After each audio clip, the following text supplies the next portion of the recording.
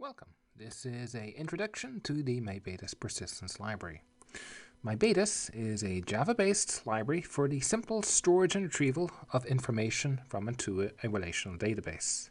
There's also a dot implementation, which we won't cover as part of this set of slides. Your time is valuable, so why should you spend time learning yet another persistence API? To answer that question, we'll look at some other of the persistent alternatives out there, such as JDBC, Spring Data, JDBC templates, and Hibernate JPA. Now, there are trade-offs with any technology choice, and we'll see what problems we might encounter using those other persistence technologies. Next, we'll take a look at some of the features of MyBatis and see how it might be used to solve some of those issues. And finally, we'll discuss when it makes sense to use MyBatis, and there are certain special use cases where MyBatis really shines. There are a dizzying array of persistent choices available to the Java user. Now, we won't cover every possible technology choice available like Joke and JDO, but we will take a very brief look at how some of the others work, such as JDBC, Spring JDBC templates, and JPA operate. We'll point out some of the pain points, and then we'll look at how MyBatis works and compare it to some of these other technologies. If you work in an organization that's been around for a while, then you may have come across some JDBC-based legacy code that looks something like this. Basically, anything that's written maybe before 2011 could look like this.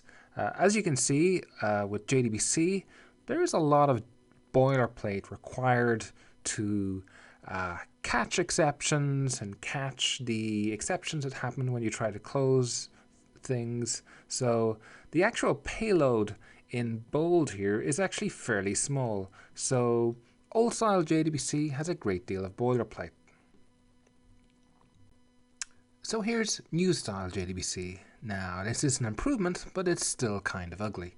The Java 7 Try Resource feature allows us to auto-close the result set, the prepared statement, and connection objects, which significantly cuts down on the number of lines of code.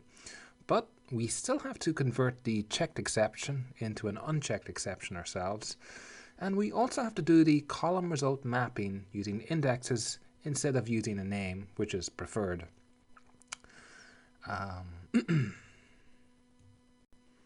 If you're using Spring, then the Spring Data JDBC Templates API provides some significant improvements over using raw JDBC, as you saw in the previous two slides. For example, you'll notice the code to handle the connection, prepared statement, and result set objects have been abstracted away. The API also provides automatic checked to unchecked exception conversion and has a significantly simpler way of mapping the result columns using the name of the column rather than a generic numeric index. Even with all of these improvements, there are still some issues with using Spring JDBC. For example, what happens when you have lots of similar queries? A whole bunch of find some object by a particular field, like find by last name, find by username. You'll find that the mapping can become repetitive.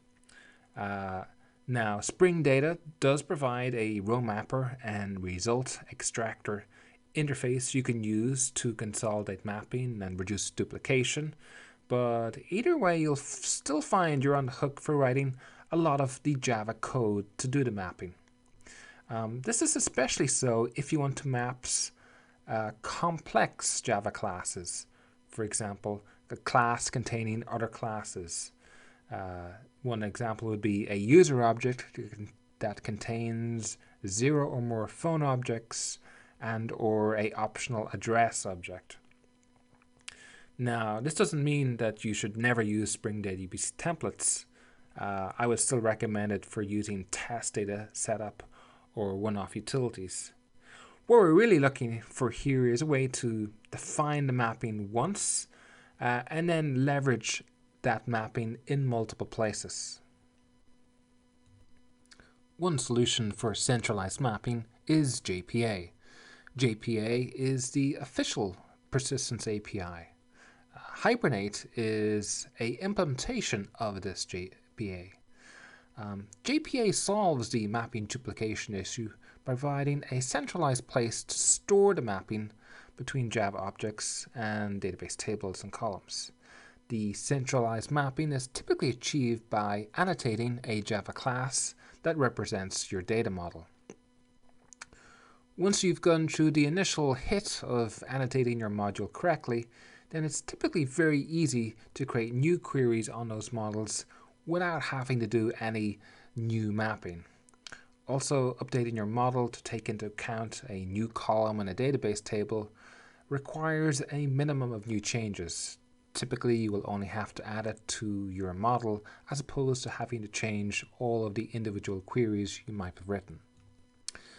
So, Hibernate works pretty well most of the time, but there are certain situations where it can be a little difficult to use.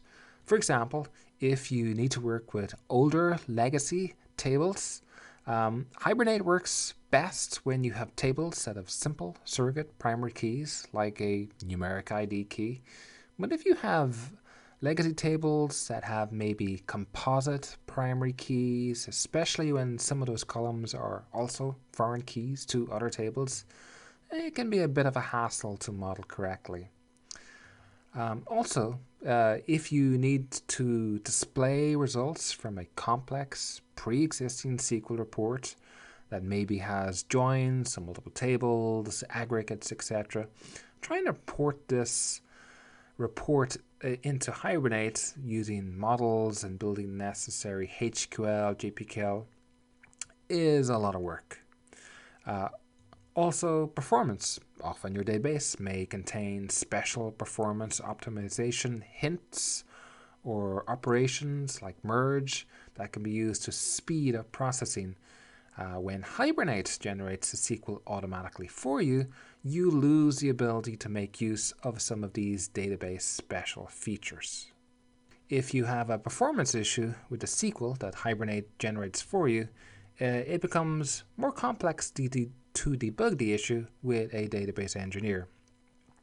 First, you'll likely need to capture the SQL that generated for you, as your DBA engineer probably won't understand HQL or JPQL directly.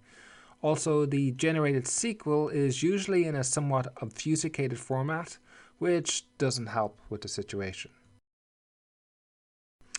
Another problem with Hibernate JPA is just the sheer learning curve required to get started. Hibernate JPA is a huge API, and there are also many ways to mess up, e.g. the dreaded N+1 problem. So it's a very powerful tool, but you're also looking at a significant learning curve. And finally, the criteria API. Sometimes you may need to dynamically create queries. For example, if a user fills in a search form with a number of optional search fields, you may want a way of creating a query that only uses the fields that the user has selected. JPA has a criteria API which can be used to programmatically construct the query with just the fields you want. Unfortunately, the criteria API is quite obtuse and difficult to use, in my opinion. So Hibernate JPA is a very powerful tool, and I'd recommend it for lots of situations, but it's not best suited for every situation. For certain types of situations, MyBatis is actually a much better approach. So finally, we get a chance to see MyBatis. There's a lot going on in this slide, even though there's not much code. We start off by defining an interface. We have an interface method, and we use a MyBatis at select, which basically, whenever we call find all users, will behind the scenes run this SQL select statement. And it's SQL, not HQL. One cool thing to notice is we're actually getting a mapping for free here.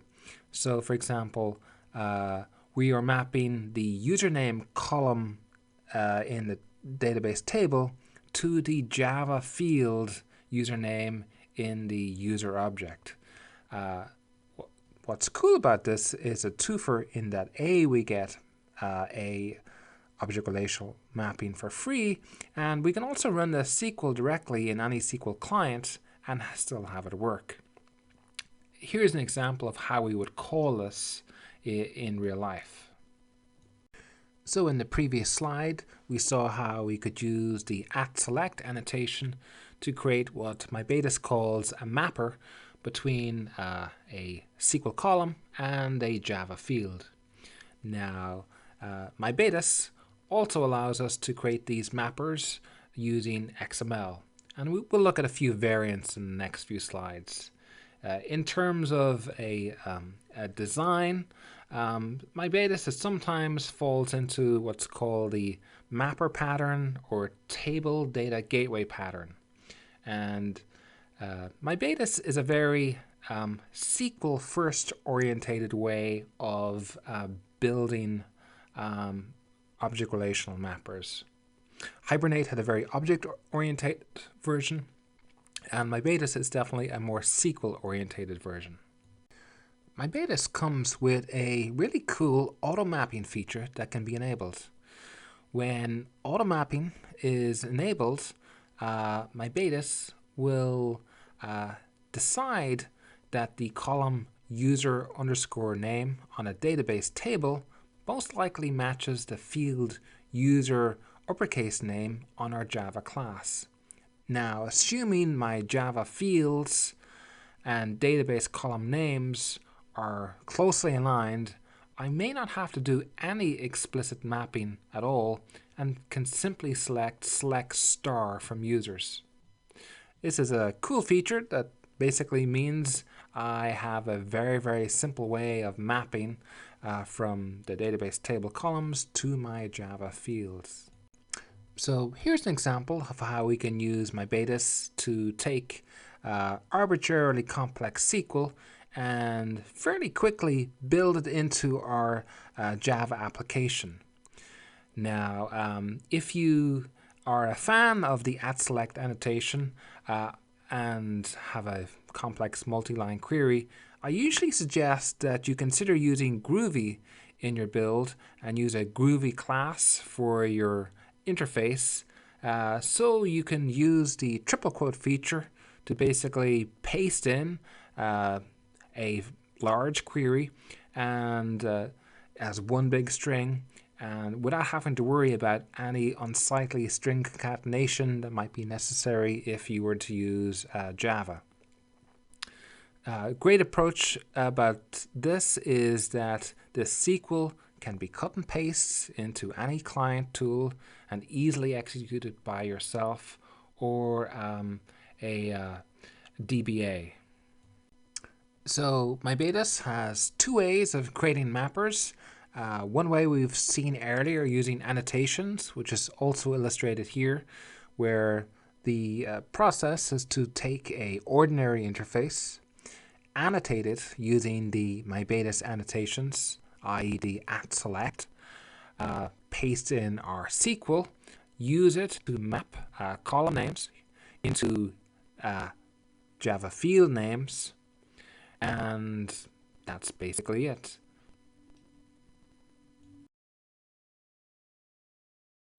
So another option for implementing a mapper is to use XML. This might be useful if you've got a more complex query or if you need to use a dynamic query. In this case, we have a simple DTO, we have an interface, and we have a XML file which maps to our interface using the same method name and contains the actual SQL query itself. Here's an example of how we can use a dynamic query in MyBatis. So imagine that we have a method, find customers, we're passing in a form, and we get back a customer object. A form itself can have two optional fields, a state and a credit limit. And depending whether these fields are populated in the form, we can decide whether to include these optional predicates. And it may not look like this will actually work, but if there's only one of these enabled, then it will automatically truncate the and delete it, so that the SQL statement will work if 0 or 1 or both of these optional fields are present. So here's two examples of how we can use MyBatis to use a database's unique optimization hints or operations. So in the first example, we see a situation where we can use, for example, Oracle's cool merge feature to do a more performant way of updating or inserting records.